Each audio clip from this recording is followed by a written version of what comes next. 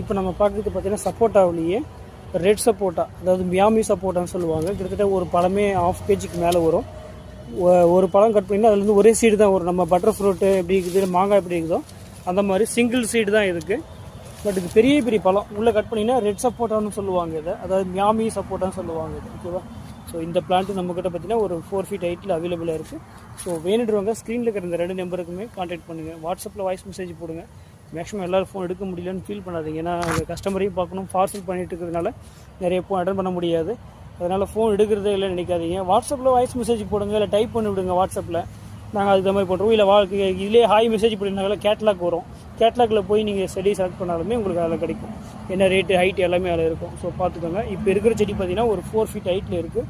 சூப்பரான ஹெல்த்தியான பிளான்ட் தான் ரெட் சப்போட்டா, அதாவது மியாமி சப்போட்டான்னு சொல்லுவாங்க. ஓகேவா?